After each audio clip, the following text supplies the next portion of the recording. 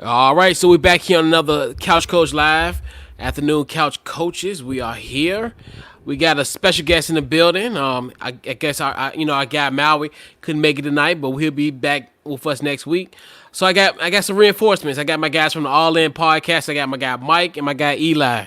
What's going on, fellas? Not much, man. Thanks for having us on the show. Not a problem. Not a problem. Yes, sir. We appreciate you, man. It's gonna be fun. Absolutely, absolutely. So tell everybody about the All In podcast. Go ahead, Coop. So we started our podcast back in May during quarantine, and we kind of, we covered a bunch of different topics, but for the most part, we're sports based and predominantly NBA because that's what's going on right now. Obviously, with NFL getting into swing, we'll start talking about that coming up. But yeah, mostly sports based. We'll delve into important social issues and stuff like that here and there. But yeah, so we're about 36 episodes in now. Yep. Starting to pick up some steam. So things have been going pretty good. Yeah, man. Most definitely. So yeah, man. So I would definitely want to, you guys talk about you like really NBA centric. So we'll talk about the NBA playoffs. We'll discuss that, and then we'll try to squeeze in this game five. Games. What would that be? Game six.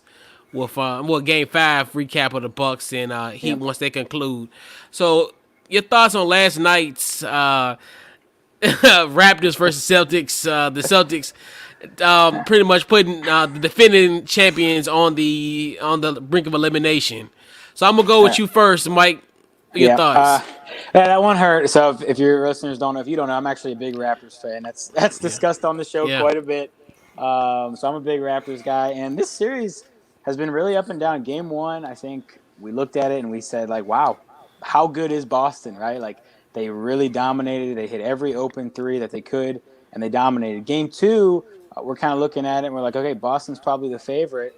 And it's a really close game, but I think it was actually almost more impressive game two than game one, even though game one they blew them out. Game two, it was like every time Toronto would get close, Boston would just pull away just a little bit more every time. And they finished the game, and you looked at it and you said they have the best player in the series, Jason Tatum, without a doubt the best player in the series right now. And I called it on our podcast. I said that the series is over, right, after game two. And then 0.5 seconds left, game three, Raptors steal a game, and suddenly, we go from 0.5 seconds of possibly a Raptors getting swept to a 2-1, and they have a real chance. Game four, Kyle Lowry was unbelievable.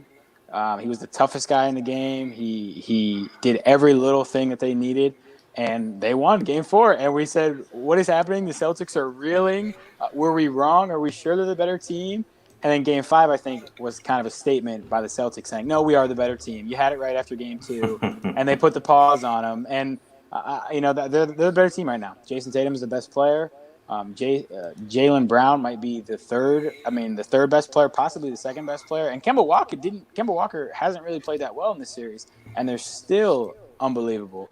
So I think this one's over. I think we learned in this game, if anything, we learned that if the Celtics really want to bear down and win these games, I think they're the better team, and I think they're going to do that. So I'm pretty discouraged right now. Yeah, I mean, I kind of saw the Celtics bouncing back in game five simply because I'm not super convinced by the Raptors offense. Like Mike said, the Celtics have Jason Tatum at the end of the day. They have, a legitimate go-to guy that they can go to and get them, baskets whenever. And then Jaylen Brown can also be that guy as well. And Siakam has struggled for the better part of this series. Even in game four, which was his best game, he was 10 for 23. So I haven't loved their offense. And the biggest weakness of the Raptors has shown in their losses, which is where, they just don't have that consistent go-to guy on offense. And I think that's what hurts them the most. I still don't think it's over, though. Like, the Raptors can still win 2 games. There's no reason why they can't. I still got the Celtics in 7, but I wouldn't be shocked at all if the Raptors, bounce back because they defend. Their defense is one of the best in the league, if you ask me, from their versatility and how hard they compete defensively. And that alone will always keep them in games. So who knows how this series will end up going? I don't, I'm not as high and low on it as Mike is. Obviously this is watching emotional for me. So I'm taking the Celtics. I still got the Celtics in 7. But Mike, stay positive, man. It's tough. But you're right. You're right about the defense. Like, they can potentially shut them down, and they can potentially win 2 games in a row. I think they could win 2 games in a row against anybody, just if they're the team we saw all season with them. And Nick Nurse is the coach we think he is, which I think he is. So, yeah, I think it's possible. But if you ask me just to line up these rosters, and Celtics are taking it easily right now. Yeah, and I just look at the Celtics team where it's just like they're just deep, man. They're just deep everywhere. And it's like I remember even in game 1, I'm like, you getting that contribution from like Marcus Smart, which is like was amazing. Like I was like, you looked at that performance, and then and the thing is, Boston has to close it out because I don't think I would want Toronto in game 7, especially in a neutral site like this, the bubble. Where this could be a potential where it's like, hey, we got to close out. This is going to be our game 7, essentially, where we need to close out and have that sense of urgency. Right. So you're going to get the best effort out of both of these teams in game 6, which I think is going to be it's going to be a great game. And like you said, I think, you can't count Toronto out defensively, and then you just look at Boston, where it's just like you're saying, Jason Tatum has just been he's a man among boys, and even though he's young. But he's a man. He's a grown man now in the league. So, yeah, I still think Boston's going to take care of business. I think it's just there for the taking for them. And the funny thing about it is they're doing this all without Gordon Hayward, which I always it's funny. The irony of it was I was like, well, they get to the conference championship and he leaves because he was supposed to lead a bubble because his wife is pregnant. Mm-hmm. But then him having this injury, in the beginning, so you're like, oh wow, and then now they're taking care of business, and I definitely think they're going to be them in Miami are going to be on the collision course of the Eastern Conference Finals. Yeah, and you talk about Tatum, and the thing with him is he's shown the flashes, right? Like his rookie season, he was probably the best player on that team that went to the Eastern Conference Finals and took LeBron to 7 games. And then he, last year, Kyrie kind of implodes in the playoffs and we don't get to see Jason Tatum like we might want to. And then this year, it's like, okay, he is just clearly on another level where it's like, honestly, if you ask me which guy under, 25 or 23 do I want for the next 15 years, it's probably Luka, but Tatum is a very close second choice for me right now. And I think the biggest difference going into this year is he just learned. I don't know if it was something when he was training with Kobe, maybe it was or something, but he learned how to get to the line on demand, right? And that's what we see the best players learn how to do in the playoffs is consistently get to the line, and he's done that this year better than most, besides maybe James Harden. Yeah. Your thoughts, Eli? Yeah, I mean, especially I don't know if we're talking under 25, you got to throw Devin Booker in there, but under 23, other than Luka, there's no other debate. Yep. Jason Tatum has separated himself. I think Ben and Donovan Mitchell would have been in that discussion about a year ago, but these two have elevated. Oh, and Zion probably maybe depending on what kind of shape he's in throughout his career and what his health is like. And John Morant are probably the other guys, but it's early on them. So I don't know. Tatum and Luka are both looking scary this postseason so far. Yeah, and that's and the beauty thing about this, they're going to get better. That's the scary thing about it. So him and Brown. Him, man. Yeah. And and now they know that they're the guys on that Boston squad. Where you don't have like you said an alpha dog like a Kyrie. And we know, I wouldn't say he was in their weight, but you look at it now, and then they got a guy like a Kemba who is, who can be that guy, but he can be the one that can kind of fall back and let these guys lead. So that's one thing I like about that team and just the depth of it and just the fact that, they all work together where, and it's just scary for the Eastern Conference going forward with this Boston Celtics team. Yeah. And last thing on the Celtics too is we talk about the playoff experience and who's there. Well, really, Tatum and Brown have the most playoff experience on this team. We talk about how young they are. Right. Kemba's never made it this far in the playoffs. And Hayward really hasn't either back in Utah. but he's been hurt. He hasn't been in the equation. So, like, really, they're leaning on Tatum and Brown for more than just great play, but also leadership, and they're providing. Yeah, because they went to an Eastern Conference Yeah, Finals. exactly. Yeah, they were Jeff Green away, a hot Jeff Green fourth quarter away from going to the NBA Finals. Yeah. Essentially. But yeah, so yeah. So let's talk about the Western Conference, fellas. Let's talk about the Clippers and the Nuggets recap of last night. That Game 3 matchup where the Clippers won 113 to 107. And the Clippers are leading the series 2-1, man. Your thoughts on the series so far? I'm going to go with you first. Mike? Yeah. I think this is similar to what I said about Boston and Toronto, where the Clippers are the better team, right? Like, we know that the Clippers are the better team. Like, they don't even have to necessarily be the better team on any given night, but we know because they have Kawhi, because they have Paul George, that they're the better team. And I think, Game 2 was probably a very predictable loss for a lot of people. Looked at it and said, of course they're not gonna, show up tonight. They showed up in Game 1. The Lakers didn't show up last night. It's been interesting to see how they've been almost following each other, the Lakers and the Clippers. And so the Clippers fell flat in Game 2. Not too different from what we expected. Game 3, when it came down to winning time, and we said, okay, who are the best players on the court? Those guys go win the game. That's what the Clippers did. And I think that's what we expected. Now, I'm getting pretty annoyed watching the Clippers, and I'm getting kind of tired of the act because they are doing this fall flat play really well, follow the Lakers. And they have like a certain arrogance about them that you would expect from someone who maybe has won the championship before or had more than one player who ever has been to the finals, and Kawhi being the only guy. It's like they're all riding Kawhi's championship last year as we're the defending champs, but really they haven't won anything, right? Right. Yeah. Yeah, and it's like I think the Nuggets blew a huge opportunity to take, some kind of control in this series. They led, by like 20 or so in the first half. And obviously, NBA is a game of runs, so no lead is safe.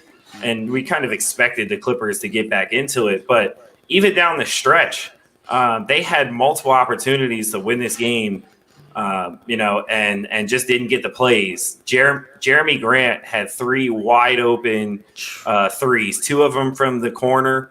And, he's a much improved shooter. I think those are shots that you would expect him to knock down the way he's been playing.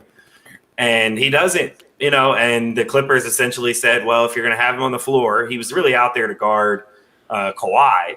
But, they're like, all right, well, if you're going to have him on the floor, we're going to force him to make shots. And Jamal Murray wasn't great last night. I think that hurt, especially since Jokic actually had a good game and was kind of pacing them throughout. I think if they get like any kind of production from Jamal Murray late, we're probably having a different discussion and probably a little worried about the Clippers, because in these 1-1 series, Game 3s, a lot of times end up determining the series because the momentum can shift a lot. Now, a lot of times it's because it's home and away, but even, from what we're seeing now in the bubble, that Game 3 is still important. So, like Mike said, the Clippers are clearly the better team. They haven't played like it, though. And if we're being honest, Kawhi's been pretty bad the last 2 games, especially in Game 2. He was awful. Yeah. But even down the stretch in Game 3, he was not good. He was 1 for 7 in the fourth, 5 points. He did have some good plays. He had a couple of good passes down the stretch to Zubac. And then obviously that ridiculous block he had on Jamal Murray, with his middle finger at the rim, ended up saving them essentially because that would have been a huge play. But other than that, they haven't really been able to lean on him. And Paul George, who was awful in the first round, has now become like the guy that is kind of carrying them. So like for some reason, they can't get both of these guys to really play well at the same time, especially at least for an entire series. And you have to wonder what the Clippers would look like if they ever do both get into a rhythm at the same time. But right now it's been a little iffy for the Clippers, and it's mostly like you can tell it's an effort thing. Like they don't bring their very best 48 minutes every night because they don't respect the first 2 teams that they've played. I think they're like patiently waiting to play the Lakers in the conference finals. But Denver's kind of, making that statement like, hey, you still have to go through us to get to that series. And you got to respect the fight that they're putting up at the end of the day. Yeah, and that's the thing too. With the Clippers, it just right, and I agree with you, your point, Mike, where they act like they're the ones who's been there before. Where as far as the turning the off and on switch, which it just trips me out, especially like in last night's game. I'm like, y'all getting mollywopped at one point, and then now you turn it up at the end of the second quarter. Which I knew that was the turning the turning point where I think at that time they were only down by 2, and that was one of those type of leads that evaporated real quick. Yeah. I mean, I remember just doing something and then all of a sudden coming back like, oh wow, they cut it down to 2. Yeah. So that was like that's another thing too where you look at that and then playoff P is back. So so that's another thing where like you said, and then you never really they've never him and Kawhi haven't had a game together where like an AD and LeBron has had a couple times in this series. Well, that's another thing too where it's a little leery. And then like you said, do they take these teams serious? Which in essence you really do need to take these teams serious, and I think they do at stretches. And I think what they did really well is definitely perimeter defense. They held Murray in check, and that's another thing too where you look at that situation. It's like if you did this all series long, you're hurting yourself by doing these things. And the Clippers are another team where tomorrow you're going to have to take care of business. You want to be up 3-1 in this series. You don't want to do like you did with Dallas where you end up tying and then you end up winning 2 straight.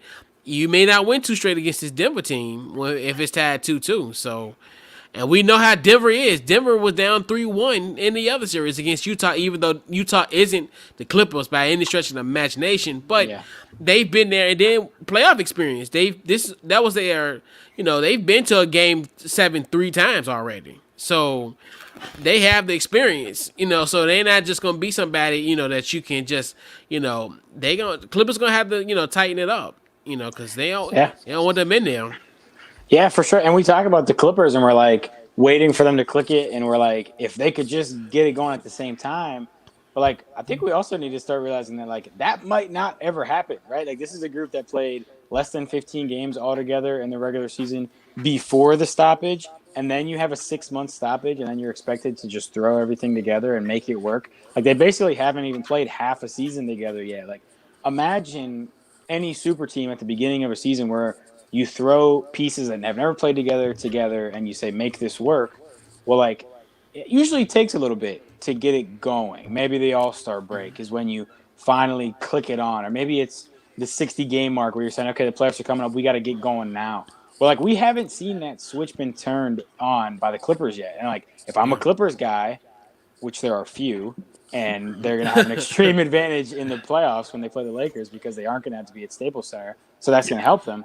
But right. I'm saying if we don't turn this on now, by the time we play the Lakers, like we're going to lose in 6 because we can't continue to play this poorly every other night and expect to beat these really good teams. Right. Yeah. Yeah, and that's another thing too, where you look at it. Yeah, this is the perfect opportunity to take care of business, like you said.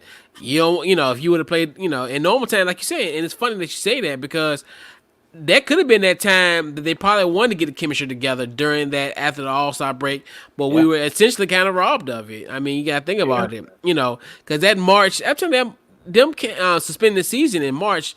That was something that, like you're saying, that could have been the time where they could have been, as far as getting everything developed and, pretty much getting themselves ready for the playoffs, like almost like priming themselves for it. Mm-hmm. But yeah, it's a trip, but they got to take care of business in this series tomorrow night and at least get to a 3-1 cushion, and all you got to do at this point is win one out of that. So. Yeah, man, and get ready for that Western Conference Finals that we all been looking forward to.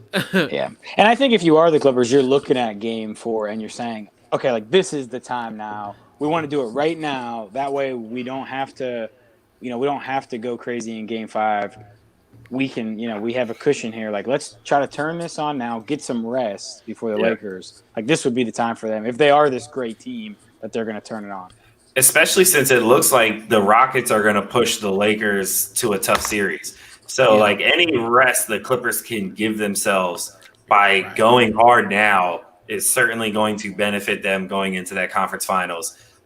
Because them being the more rested team against the Lakers will certainly benefit them because they're going to want to play at a faster pace. And with the Lakers coming off a series against a team that already plays at a lightning fast pace and, being exhausted after a long series there, that's only going to be a benefit for the Clippers. Yeah, and like you said, the rest is going to be a huge factor because you think about it. If this Lakers series go to 7 or 6, you could potentially have almost a week off. Yeah.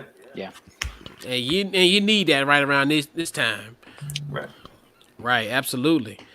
So let's talk about the game that's going on now, the Bucks versus the Celtics. Not the Celtics, but the Bucks versus the Heat.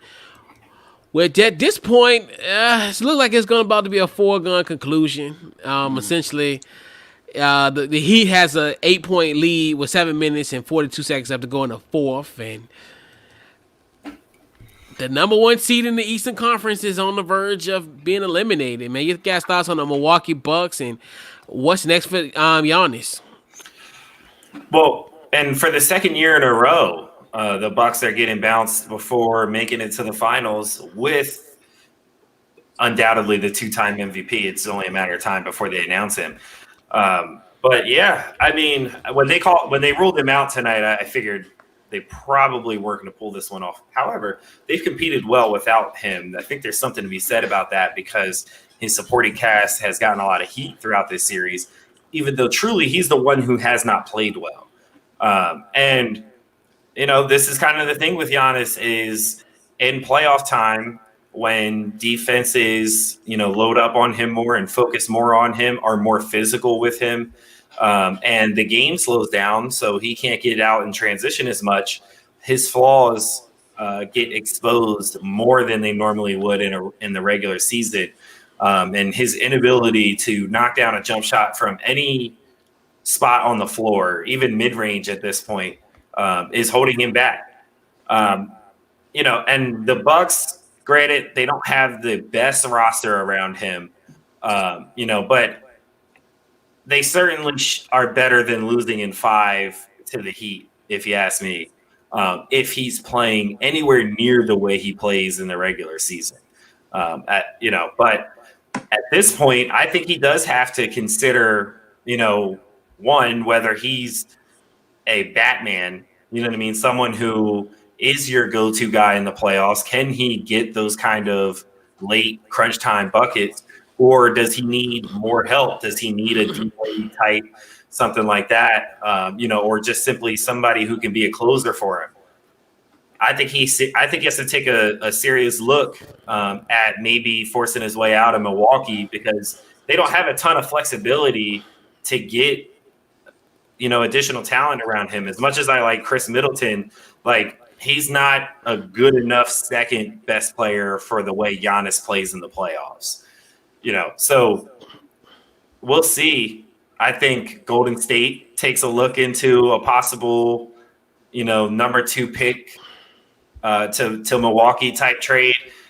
Not sure if Milwaukee will go for it or if Milwaukee will say, listen, we're not going to trade the 2-time MVP. We'd rather lose him in free agency, which wouldn't make a ton of sense. But if Giannis comes out this offseason and says that he's not going to resign next year, the Bucks have to make a decision on what they're going to do. And trading him obviously, makes more sense than losing him for nothing in 2021. So this once this game finishes up tonight, it's definitely going to heat up this NBA offseason with the decision that the Bucks and Giannis will have going forward. Yeah, no pun intended. Right.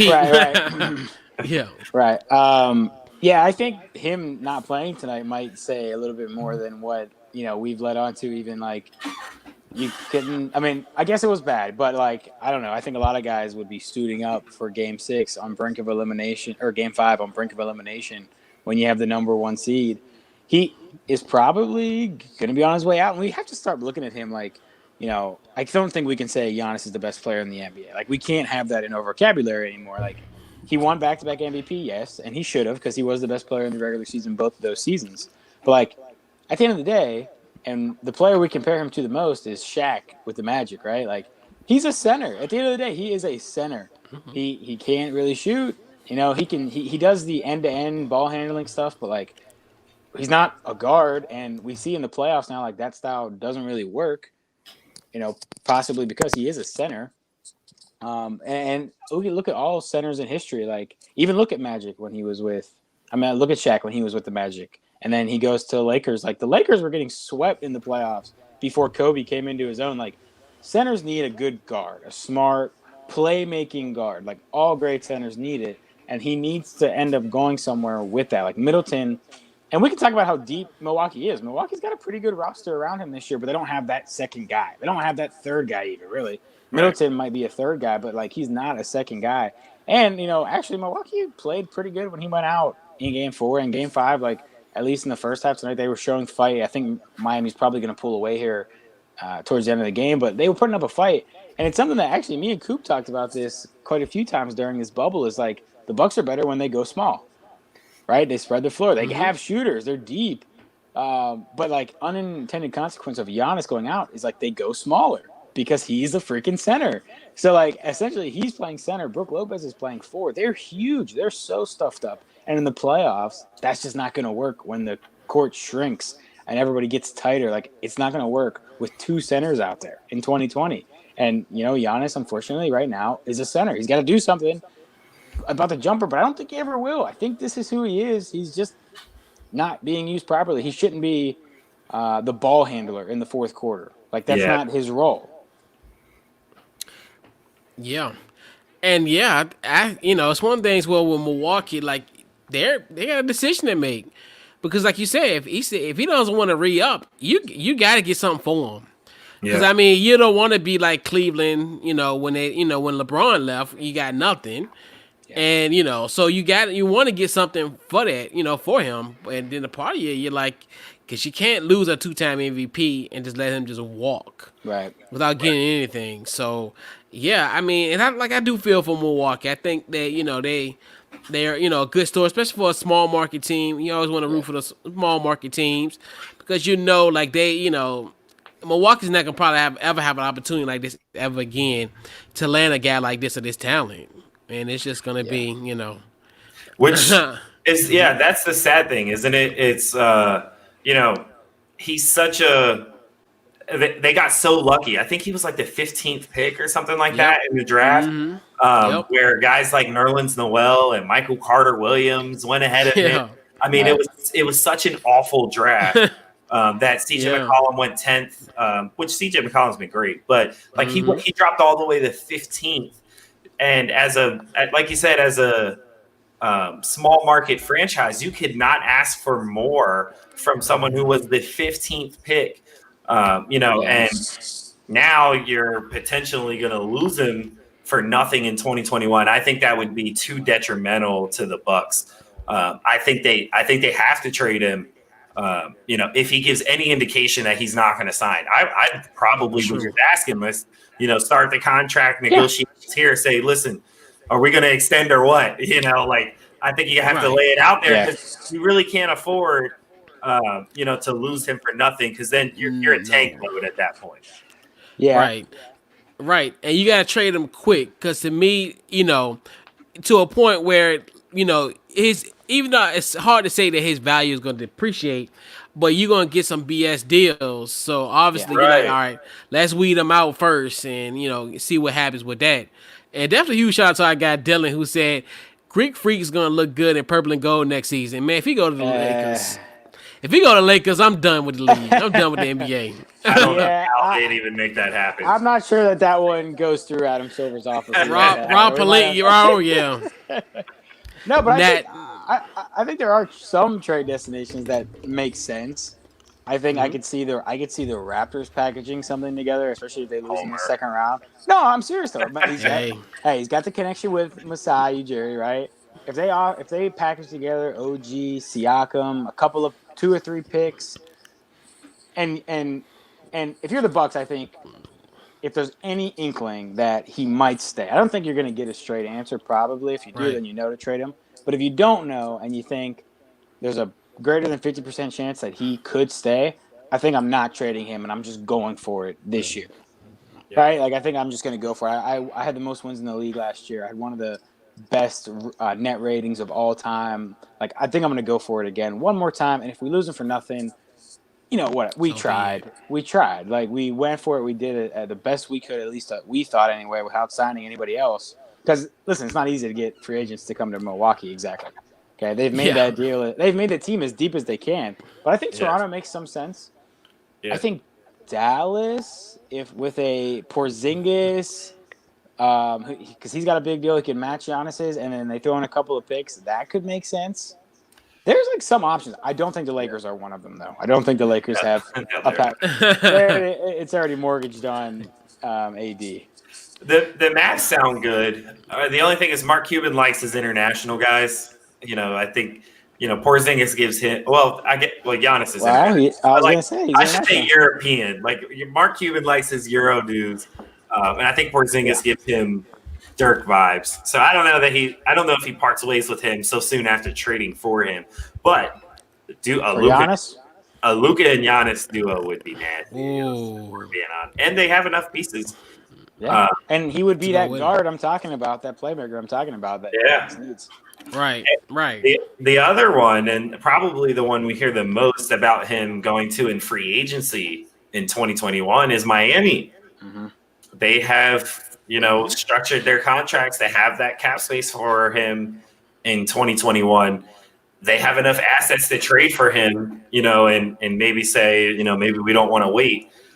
Now, I don't know how it fits. I think you may have to give up Bam, which I don't know that they would want to do, but you could possibly get away with a Tyler Hero, Duncan Robinson, 2 first-round picks. That might be all you need. And if they buy the hype on Kendrick Nunn, I think you sell high on Kendrick Nunn right now. Maybe keep Duncan. I think they got to keep one of the snipers. They got to keep one of them. Yeah, Tyler Hero has to go in that deal for it to be even close, like for the Bucks to consider. Yeah. But if Giannis comes and says I want to go to the Heat, make it happen, Captain. Make it happen, right? Yeah, you know what I mean. They got to get as much back as possible. Like you said, Kendrick Nunn's pretty good. I like him. And you know what would be perfect for that, because then you got Jimmy there, who's a closer, and he needs that. And like you said, going back to your point, where it's almost like, even though I hope LeBron don't name drop us, it's almost like what Jay Will said the other day. Where you have the talent, but you just need that alpha guy, and that's what it really ultimately what it boiled down to. I didn't think it was that big of a deal, but like you said, I think he needs a close, and that's why I think Philly messed up big time by not reading him up, because I think when you look at Simmons and Embiid, they're talented, no doubt, but they need a closer, and you look at what Miami's doing, they got a closer, and you see. Essentially, why they won these 3 games, Jimmy Butler has been an integral part of them closing the game. So he gets that. You're like, okay, well, you get him on top of that type of ability, and not to say it's a power struggle. We know that Giannis is the best player. It's just more so, do he need an alpha around him, and that's probably what it also boils down to. Because you got to think about it, he came in this league at 18 years old, and he really hasn't had a vet for him. Yeah. So that's another thing where I think people fail to realize too, where we thinking that these guys, this guy came out of just out of nowhere at 18 years old, barely knew the language, barely knew just the maneuver around just this day-to-day stuff, and then he emerges now to be a 2-time MVP, and he really never had like a veteran leadership, and now he finally even got a good coach, which I think Jason Kidd did somewhat of a good job. I think he was just, he was doing a little crazy stuff, as far as having that archaic offense. But Jason Kidd was there to kind of help him with that too. So, I mean, he's been, for the most part, with even though Coach Budenholzer is a good coach, but that's one other thing too. Where now, if he goes to Miami, great coaching is Spoelstra. Spoelstra knows how to, how to coach him up. So that'd be a good situation. And then Golden State. I'm thinking Golden State, like we said. They could trade that number 2. I mean, you got to put in. Do they want Andrew Wiggins? Probably. I mean, that's the thing. You got to take him for contract purposes. I was going to say, you got to take him for the contract. It might as well be Wiggins. He's young, right? And that's the thing where You take him, and it's just like, right. But and it's I think the verdict is still out on him as well. Where I think he still has a shot too. He's another guy where it's like he's young. He just ain't haven't really. He goes to Cleveland. Well, not no, he never went to Cleveland. That's right. No, he got drafted, but he got drafted. Yeah, that's right. Because he went to Minnesota initially. I forgot. Yeah, that's right. He never in the went love to Cleveland. trade. Yeah, in the love trade. So yeah, see, he was in Minnesota. And that was another, crazy situation with him and Jimmy Butler and and Karl Anthony Towns. He goes to Golden State, where initially he gets traded, and then the season suspends a month after him, after he gets there. So, Right. Who's to say? But yeah, I like this team going forward, and as far as if they do this, as far as if either one of them get Giannis, if we look at Golden State, even Toronto, I think whoever gets him, Yeah. they're in a good spot. And I think even him having a guy like a Kyle Lowry there will help him in Toronto. I think somewhat like of that a a lot. closer. Yeah. Yeah. I think that would be a good situation for him. And then you would assume that you're gonna keep Van Fleet. He's unrestricted. Yeah, so they got to pay up. Yeah, potentially. Right, potentially. So you look at those type of situations, and so and then also, guys, I want to talk about the Brooklyn Nets hire with Steve Nash. Your guys' thoughts on? I'm gonna go with you first, Eli. Your thoughts on Steve Nash as the new head coach of the Brooklyn Nets? I like it. Granted, he doesn't have NBA coaching experience, but he has been working in Golden State as a consultant during their title runs with Curry and KD and things like that. And if we really look at it, the D'Antoni system, as it was in Phoenix, was really designed a lot by the input of Steve Nash, collaborating with D'Antoni. So, and he's always been, a floor general, extension of the coach, even as a player. This is something that we actually see a lot amongst point guards is, which if we go back in history, Doc Rivers, Isaiah Thomas, Mark Jackson, Nate McMillan, I believe, and then there was Jason Kidd, and Steve Kerr, all got coaching jobs with no coaching. Magic Johnson too. Right. Yeah. All with no prior coaching experience. And, there's a reason for that, right? It's because, your job as a point guard, at least it used to be, was to be an extension of the coach. You know what I mean? And a floor general and directing guys on where to go. So, naturally, you had to have a higher IQ than the rest of the players on the floor. You needed to know every position out there. You need to know the offense better than anyone. That's just how the point guard position was played in that era. And really, it should still be played now. That's another topic. But, if you're looking at how you pair him with a guy like Kevin Durant, he's already worked with KD. So obviously, he's coming in familiar with the best player that they have. And really, I think the biggest benefit of this hire is going to be on Kyrie Irving. I think there's a lot that Kyrie Irving can learn from Steve Nash about being a floor general, especially because, granted, Kyrie is a champion, but he wasn't the floor general when they won, right? Like that was LeBron's role, essentially, was being the floor general and the leader. But KD, that's not KD's role. KD's role is to be the best scorer on the planet. So, now Kyrie's going to have to be more of a point guard than he ever was. Even in Boston, he still kind of had to be the go-to scorer, because Jason Tatum and guys were young. This is probably the first time in his life where he hasn't been the first or the best perimeter scorer on his team. So I think he can learn a lot here from Steve Nash about being a true floor general, learning how to set the table for his teammates, get Kevin Durant easy looks, and then still be able to be that go-to guy when, KD's off or you're not getting your other teammates aren't on. Then you come in and show, the natural scoring ability that you've had your entire career. I think Steve Nash is going to bring that balance out of him. So I think it's a great hire specifically for Kyrie Irving. And if KD comes back at 90% of what he was previously.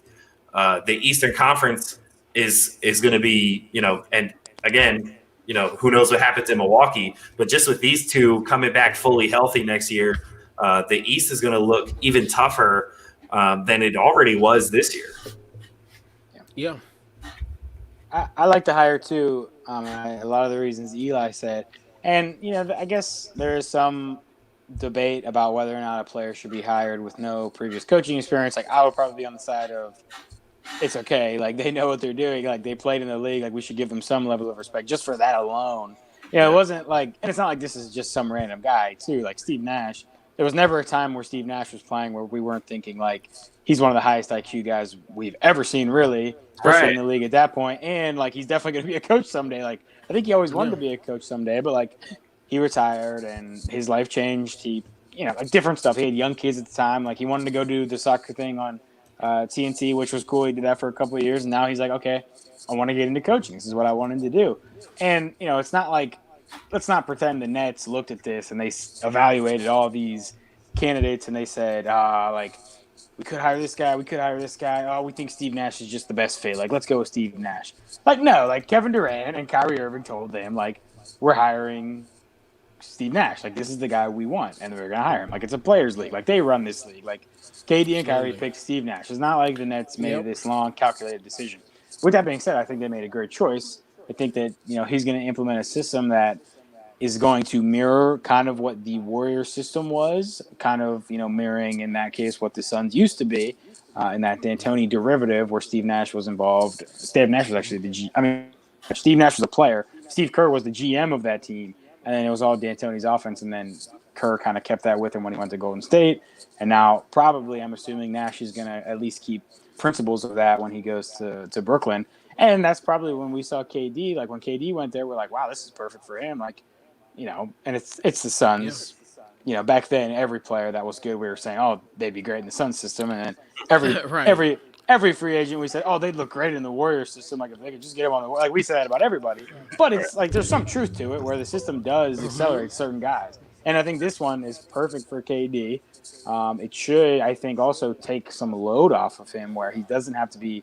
They don't have to be so reliant in like an isolation style and on his Achilles where he can actually work his way into it. And then come playoff time where you're probably going to be a little bit more reliant on that, like, kind of like what we saw in Golden State. Like they do their thing all season, and then in the playoffs, like a lot of times they'd go to him down the stretch for those ISO situations. I think by that time you're thinking, okay, this is going to be enough time where he's all the way good to go, 100% KD. Hopefully that'd be the plan anyway.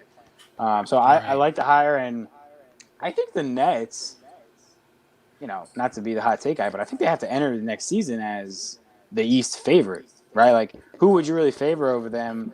Knowing we're gonna have Kyrie and KD, it's like I guess we could say, because even if Miami comes out of the East this year, unless they get Giannis, I think we're still gonna look at that roster and line it up to Brooklyn's and say, well, they have KD and Kyrie. Like we're still taking them, almost like we did with the Raptors this year. Like we kind of just lined up their roster with some of these guys, and we said like we know they're the defending champs and we respect these guys, but they're just not as good as these other guys. And it's showing true in the playoffs right now against Boston. So like we're gonna do that next year with Miami, and then Boston maybe if Boston wins the championship, then yeah, they're gonna be the favorite.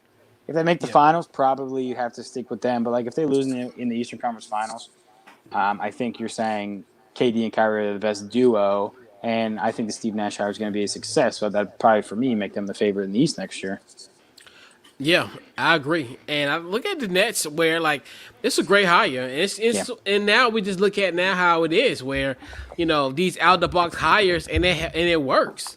Like we looked at Steve Nash. We looked at Steve Kerr because we were like, okay, he had to choose between the Warriors and the Knicks. You're like, that was a no brainer. Like, so you look at that and and I just think, like you said, I think that's a perfect coach for them, especially KD and Kyrie, and I think other guys gonna benefit. If Karis LeVert is still around, Spencer Dinwiddie, those guys. I think if they hang around, I think they could definitely be definitely beneficial in this system. And I like it. It's just innovative, and it's one of the things where you do want a fresh coach because we do have a lot of retreads in the NBA. We've seen that very often. So they have a fresh face in the league.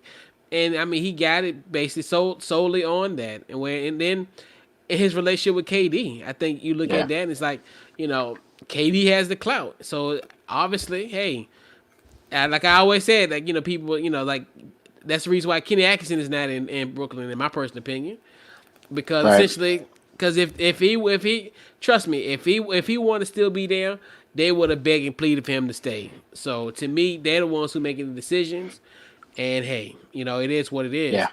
So, fellas, we actually had some breaking news, which kind of crazy. So, I guess you can look at the screen, fellas. I think. Well, let me take off this comment real quick.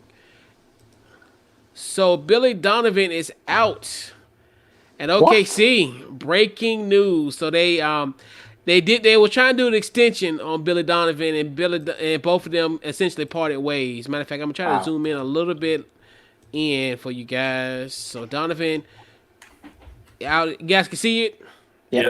Yeah. So Billy Donovan is out in OKC.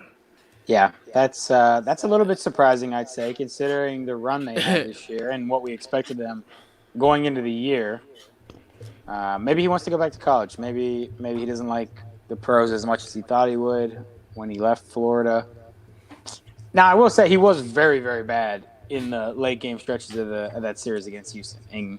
In Game 7 especially, it was very bad on his part. So maybe it makes sense. Yeah. I think the Thunder are actually looking to go into a rebuild mode. So according to Waj here, he's saying with obviously the pandemic affecting league revenues and things like that, OKC may not want to carry some of the key veteran contracts that they have. And really, the first thing that starts any rebuild is the coach being fired, or not re-signed. His contract ended, and he probably would have carried a sizable price tag, going into his second contract. Right. So that's probably what they're looking at. You're looking at a small market team that was likely impacted heavier than others in the league, obviously by the pandemic. Yeah. So this is probably going to be followed with Chris Paul's departure. Steven Adams is probably going to be on the trading block. He has a pretty hefty contract. So this looks like OKC blowing it up, trying to reduce as much cost as they possibly can, especially since they're not a contender. They're a team that earned a tremendous amount of respect this year because no one thought they were going to make the playoffs, let alone push Houston to a Game 7 after losing Russ and Paul George. And they have a nice young building block in SGA. So they're probably going to get more players on his timeline as far as like development goes, whereas like most of the guys around him are older on the back end of their careers or already in their primes. Yeah. So, Steven Adams will likely look to go to a playoff contender, see, who he can help out. And the Thunder will likely look for younger talent to surround around SGA going forward. Yeah. Yeah, and wow, I mean, and it's funny because we in between, always checking Twitter, whatever, and I'm hearing the father. I'm like, I'm gonna check to make sure Woj got it before I break this news. So I gotta, want to be certified when it comes to this type of news. But yeah, man, Billy Donovan out, like you said. I think you guys hit the nail on the head where they're in a full rebuild mode, essentially, where they're like, hey, it's time to just clean house, and especially that Chris Paul $45 million, we got to get him out. Well, they're gonna have to find somebody to take him. Like, I mean, that's a rough contract. That's rough. Yeah. I don't know who exactly is going to be signing up for that. Miami. Yeah, that's what I was going to say. Yeah. Before the season, it was Miami. Yeah. I don't know, but I think most people were hesitant on it because he didn't look good right before this year. Now this year he looked pretty good, and now maybe taking on that contract for a year doesn't seem like such a bad idea, especially if you're like this close. Who knows? Yeah. Yeah, I mean, he'll be 36 in May, in 2021, but yeah, it's going to be very interesting of what they're going to do with OKC. And as we mentioned a few minutes ago, Milwaukee was eliminated tonight. It was 18.8 seconds to go. It's over. And yeah, it's over. They're down by 7 with 18 seconds to go. It's over. And then Miami Heat's gonna move on to the Eastern Conference Finals for the first time since 2014. So, fellas, enough of hoops. I want to get you guys thoughts on the NFL. So we are less than 48 hours away from the tip off of the NFL season. So guys, I want to know your. So what we're gonna do? We'll go around the horn. Okay. I just want to know your 7 playoff teams. You know your 4 divisional winners and then your 3 wild cards. I'm gonna go with you first, Eli. Who is your we'll start the NFC. Who are your top 7? Your 7 teams are gonna make the playoffs in the NFC. So I'm going to start in the NFC East because that is where my team, the Philadelphia Eagles, reside. Uh-oh. And I'm going to be a homer. I'm going to take the Eagles to win the division. And I know Dallas has a ton of talent, and I was really upset when they drafted CeeDee Lamb in the first round right before the Eagles pick. I thought he would have been a perfect fit for us. But as great as Dallas's offense is, I'm still not a Dak Prescott believer in, crunch time or late down the stretch in the season. And their offense has always been talented. That's never really been the problem. It's a lot of times it's about whether their defense gets stops and then whether their offense, stalls late in the season. A lot of times Dak has not gotten it done. So I still think Carson Wentz is the best quarterback in this division. And a lot of times that's what wins you the division. So I think it's going to be an ugly year in the NFC East. Don't get me wrong. I don't think it's going to be pretty. But I can see the Eagles coming out of the NFC East. In the North, I'm going to go with Green Bay, and not for like what throughout Aaron Rodgers' career we would think it's because Aaron Rodgers is having an MVP caliber season. Well, they've kind of shifted away from that, right? They're more run and rely on the defense type team, and not really because Aaron Rodgers isn't good anymore. He's still very good, but because Aaron Jones is that good, and their defense is that good. So they're to me, I think they have the most consistent team in the NFC North. So I'm going to go with them to win the NFC North. In the South, I like the Saints. I think I'm going to stick with the Saints. I know everybody's high on Tampa Bay, but I think Tampa Bay, with all the moving pieces that they have, even adding Leonard Fournette in the mix now, you're talking about a lot of moving pieces with no preseason games, a shorter training camp. There's going to be some bumps in the road there. So I think they're a playoff team. I don't think they're a division winner just yet. And the Saints, bringing back Drew Brees, Michael Thomas, their main core. Looks like Alvin Kamara is going to have his contract situation settled pretty soon, which will be good for that entire team. So I got the Saints taking the NFC South. And then out west, the 49ers are still the best team in the NFC West. Their defense is elite. I think Deebo Samuel, once he gets fully healthy, takes a leap forward this year at the wide receiver position. We all know what George Kittle's capable of. So I'm going to take San Fran out west to win the division.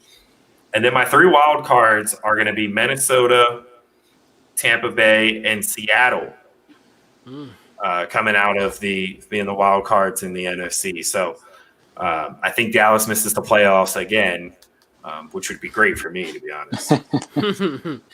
Hey, man, absolutely. I'm an NFC East guy as well, so yeah, I would definitely love that as well. Mike, who you got in the NFC? Okay, so I'll go same order as Eli then in the NFC. I also have the Eagles winning the NFC East. I don't know if they get much better. I don't know if they're much better than 9-7, maybe 10-6. But I think Dallas does have some holes. The offensive line has always been the strong suit. Travis Frederick retired. That's going to be huge. And then La'el Collins is now out for the season. So, 2 of the best offensive linemen in the league just gone. Like that really hurts, I think. Those are holes that you really can't replace.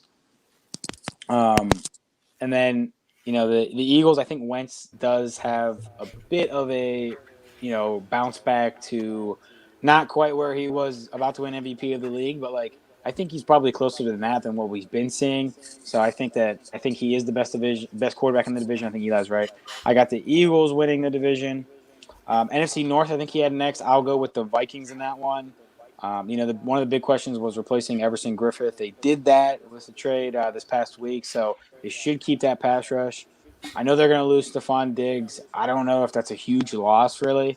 Receivers, and he's more of a deep guy at this point, and also was causing a lot of headaches more than touchdowns last year anyway. So I think it's not a huge loss, where I think they can replace that just fine. Green Bay, they really didn't improve. They did not, and they were a team last year. Like, I think if you watched a lot of their games, for me anyway, I watched a lot of their games, and I was thinking, like, how did they even win this game? Like, they were not the better team in this game. Like, it was a close game, and they pulled it out, and maybe that says a lot about Aaron Rodgers, and maybe I shouldn't be, sort of knocking them for that. I should be congratulating them for that.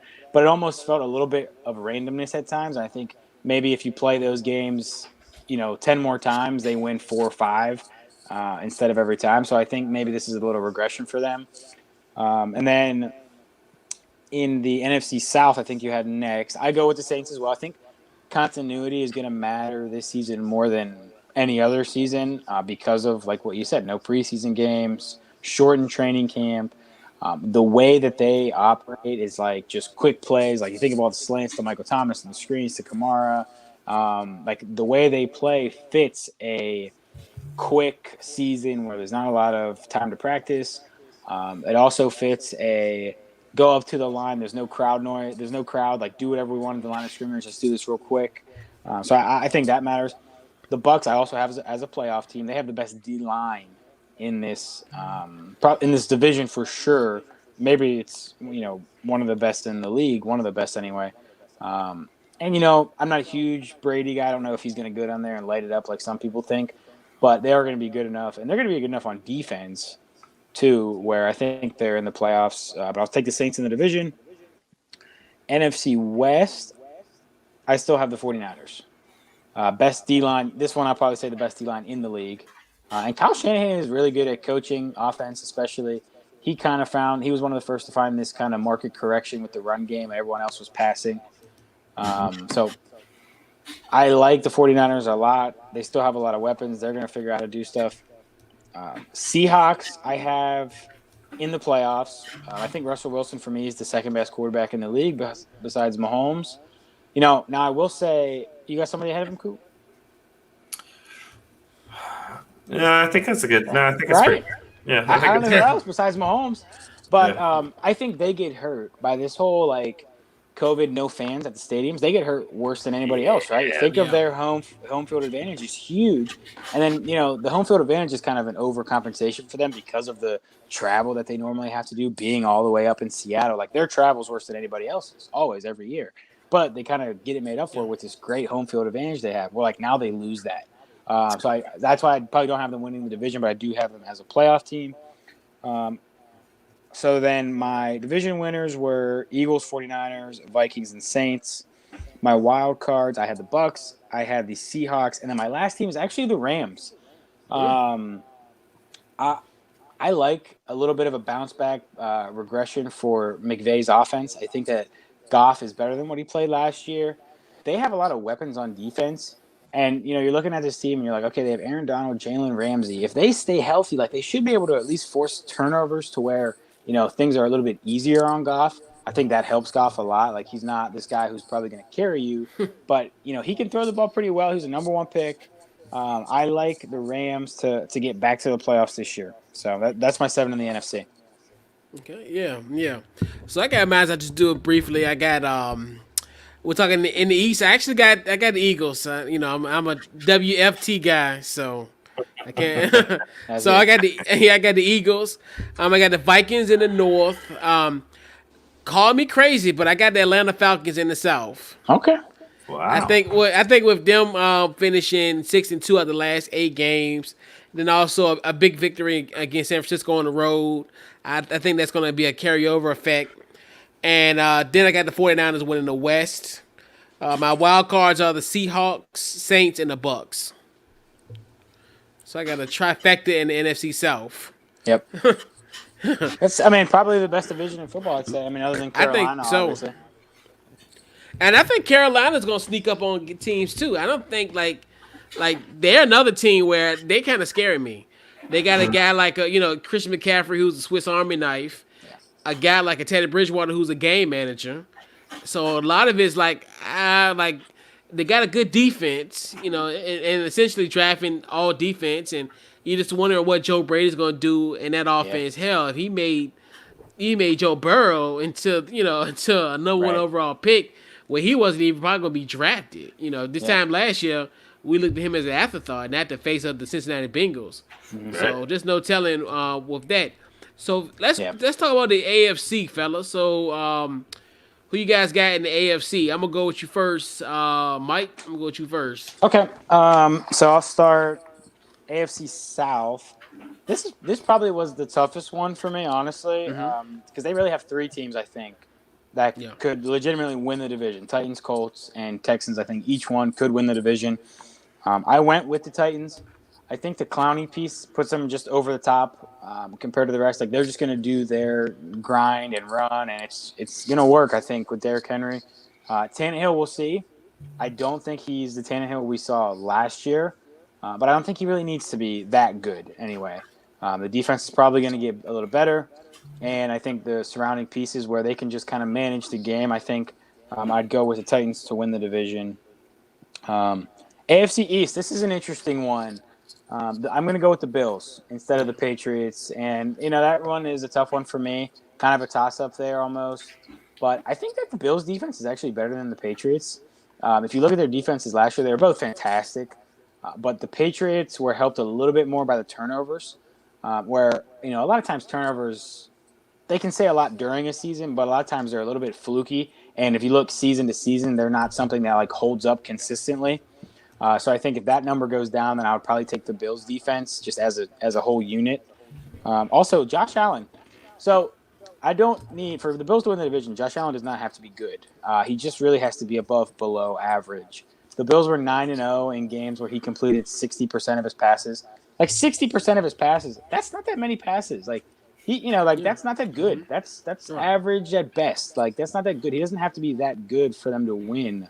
They're very well coached.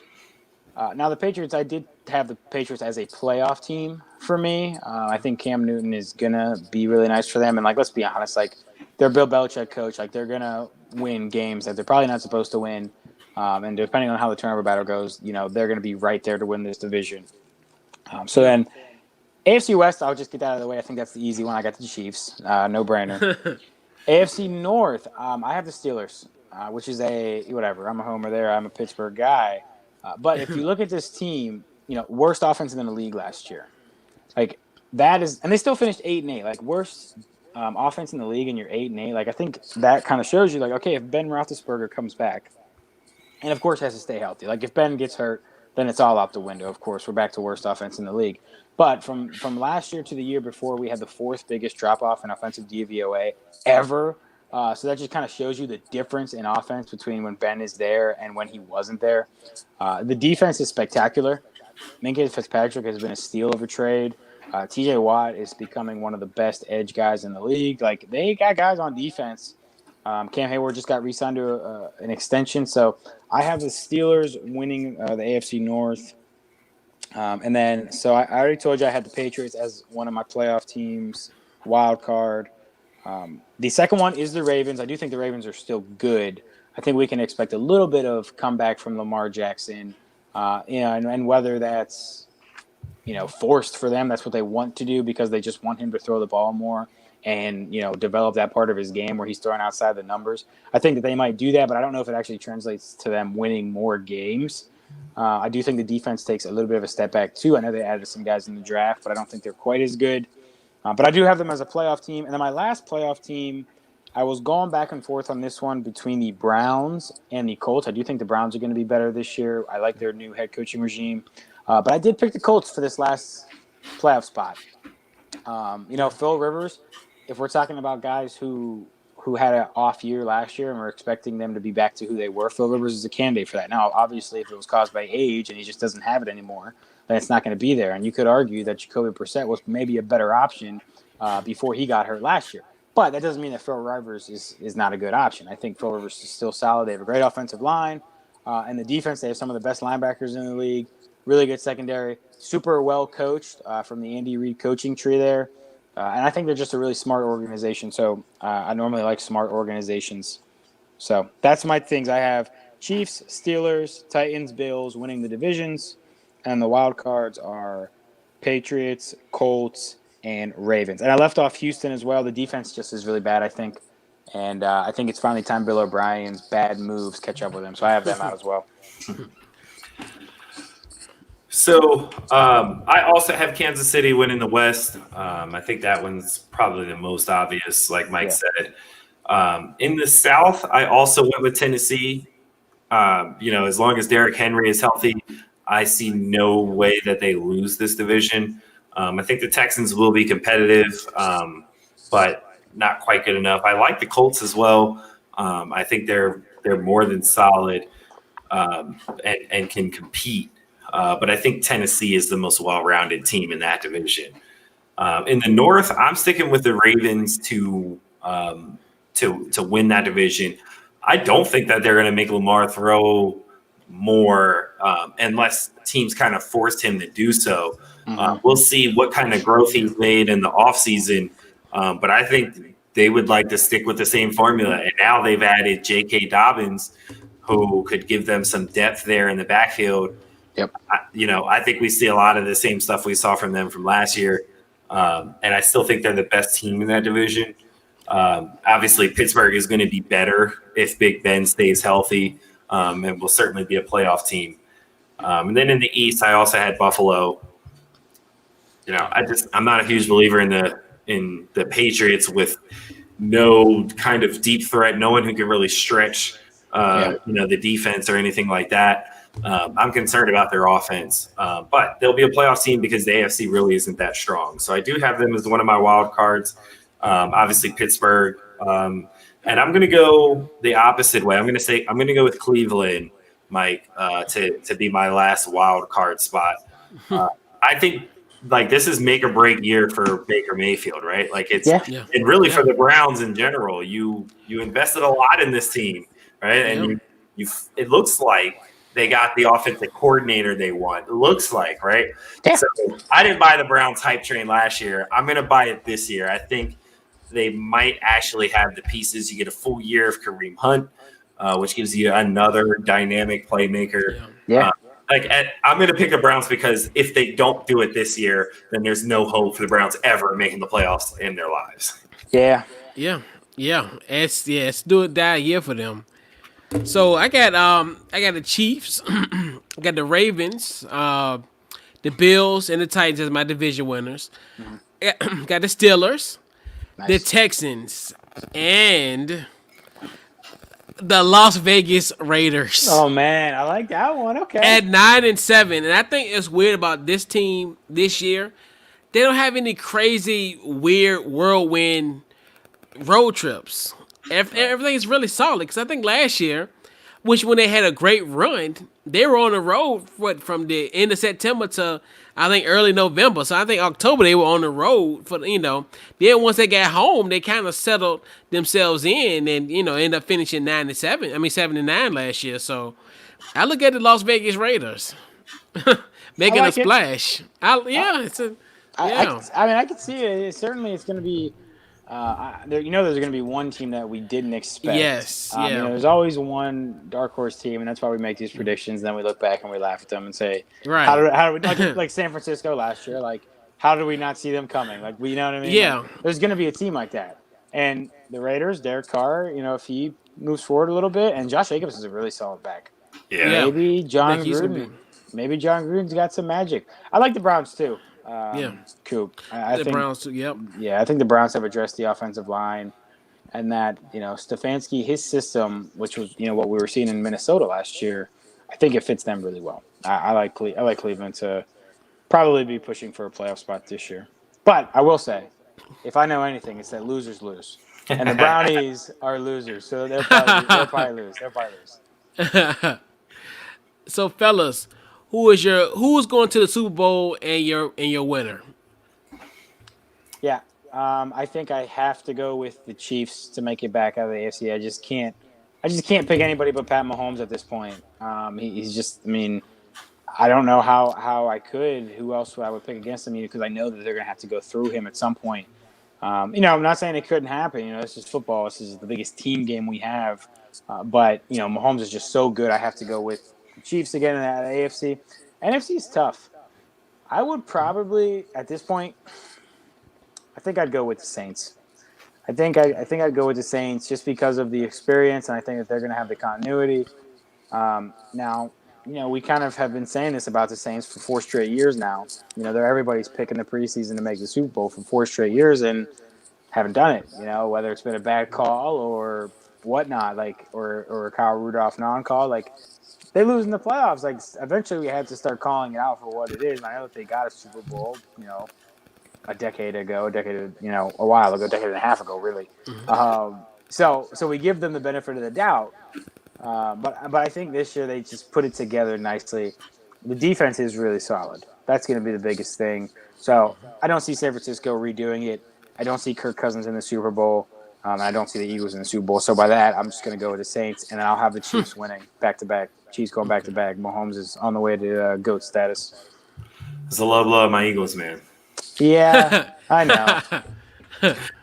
I also agree with your AFC pick. I think Pat Mahomes will go to every Super Bowl that he wants to at this point. Yeah, I'm going to go with the second best quarterback in the league, quote unquote, Mike, to make the Super Bowl this year. It's been a while, and I think the Seahawks have enough to do it now. I think the Jamal Adams trade was big for them. Defensively. And I think if they can stay healthy and mostly Chris Carson stay healthy, I don't see any reason why they can't.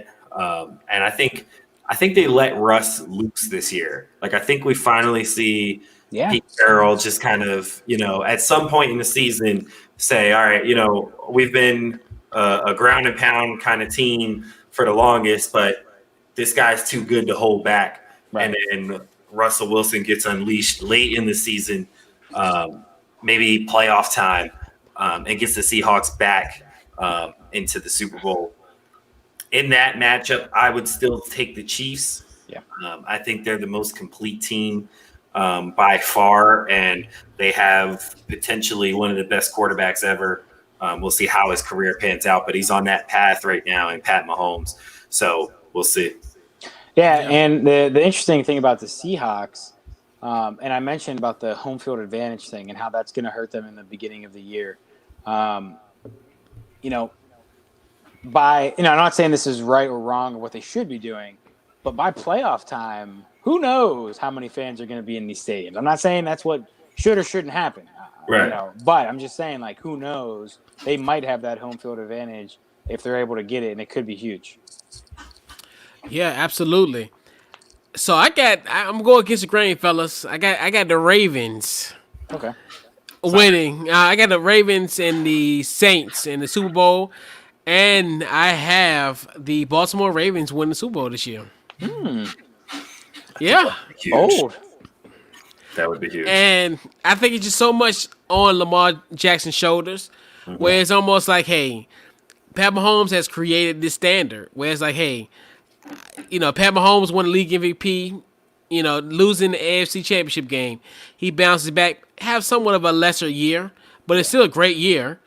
And then end up winning, Super Bowl MVP. And Lamar's like, hey, this could be me this time next year. So I look at that as that potential. So, yeah, man. So definitely, it's going to be a very interesting but yet fun season. So, fellas, we're going to put a bow in this week's Couch Coach Live, man. I want to go around the horn.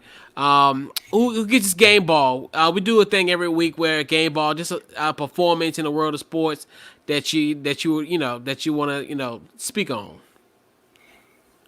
You want to go first, Mike? You can go if you got one. I do have one, and I think it's a little obvious that we have to give Jimmy Butler a game ball for what he has done in this second round series. you could make a strong argument that he's been the best player in the second round. Granted, given what happened to him, last year with the Philly debacle and things like that, how they went out. As a Philly fan, I wasn't really big on Jimmy Butler coming back to the Sixers simply because he's 30, and I didn't want to be paying him $25+ million at 34 or 35 years old. So I was okay with them letting him leave. And I feel bad about it now. I regret it. I miss Jimmy Butler. He has this tenacity about him that isn't seen much in the league anymore. And it's on both ends of the floor. Whether he's scoring or not, he's going to play hard on the defensive end.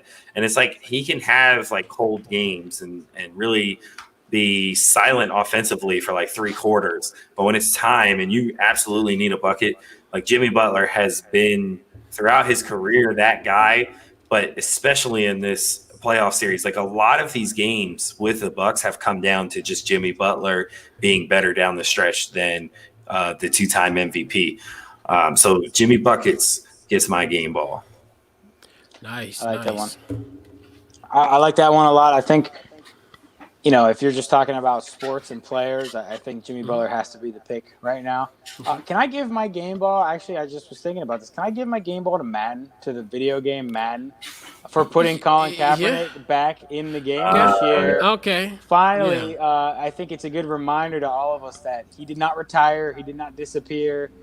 He is waiting to play. He goes kicked out. He was barred entry to the league. And now Madden has at least recognized that he's still possibly could be working. I know Goodell has come out and said, if someone wants to sign him, they can sign him. We encourage them to sign him. Or you didn't say that 2 years ago when you told him not to sign him. And now you know that if somebody does sign him, you're admitting guilt that you did kick him out of the league. If someone waits and signs him now, 2 years later. So my game balls to Madden for putting Kaepernick back in the game. Yeah. Mine's got to go to Cam Newton. I think Cam Newton being named the captain of the New England Patriots. Yeah. Everybody was looking at him, well, oh my God, is he going to start for this team? Oh, is it going to be Jarrett Stidham? Like, he's the actual captain of this New England Patriots team. A team that had a captain for 20 years that has now gone south. And I'm like, this is just amazing, when you look at it from that standpoint, where it's just like Cam Newton is the captain. He's going to have a C on his chest when he suits up on Sunday. Yeah. And I'm just happy for him. I'm just like, we've been talking about him all off season, like, well, why is this man still available? And and you try to make the conceivable excuses. Well, no one can get physicals, but then it's like, okay, well, Todd Gurley got a physical in the middle of a pandemic. So it's like, you look at these other examples, and I'm like, I'm trying to make excuses, and I'm like, no, it's just you try to make it like, okay, well, you try to justify why he didn't get picked up at a certain time. But definitely, huge shout out to Cam Newton, man. I'm definitely looking forward to see him and Josh McDaniels' offense and see what they're gonna do and the magic that's gonna be created. Yep. So, fellas, our final thoughts before we put a bow on this week's pod. Fellas, final thoughts. Just want to say thanks for having us on, man. This has been a fun episode, and we really appreciate you, letting us come on your show and talk some sports with you. Yep, it was super fun, man. Yeah, man, definitely a great night to talk about that. And man, a couple things. Breaking news: the number one seed in the East is gone. Right. And Billy Donovan, by far, probably one of the most shocking coaching firings. At this point, I mean, we talked about, as far as we talked about on the other episodes, Nate McMillan getting gone, but Billy Donovan in the middle of a podcast gets, pretty much is gone, and we was able to break that news, so that was fun. We delivered a Woj bomb on Couch Coach Live, so we definitely, it was awesome. definitely a great night. Anytime you can do a Woj bomb on your podcast, it's a hell of a night. Yeah, no doubt. So, fellas, where can they find you on social media? So you can find us on Twitter at all_in_pod. We're also on Facebook. It's the All In Network is our podcast network.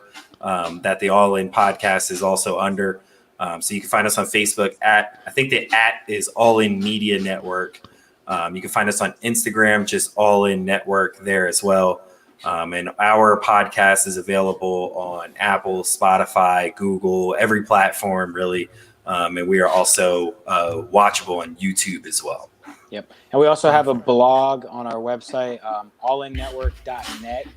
Go to allinnetwork.net. That's our website blog. You can find our articles we write about redrafting classes, or Eli just wrote about the Warriors trade possibilities, including talking about Giannis. So make sure you check that out. And we also have links to our other podcasts on our network. We've got a few other shows that we have a politics show, not hosted by us, but they're on our network, All in Politics. Also, we have Beast Gaming. So anybody into esports, check out that podcast. You can find them all allinnetwork.net. Nice. Yeah, once again, you can follow the show and we're on social media, Facebook, Twitter, Instagram on the Couch Coach Live. Also, the website, couchcoachlive.com.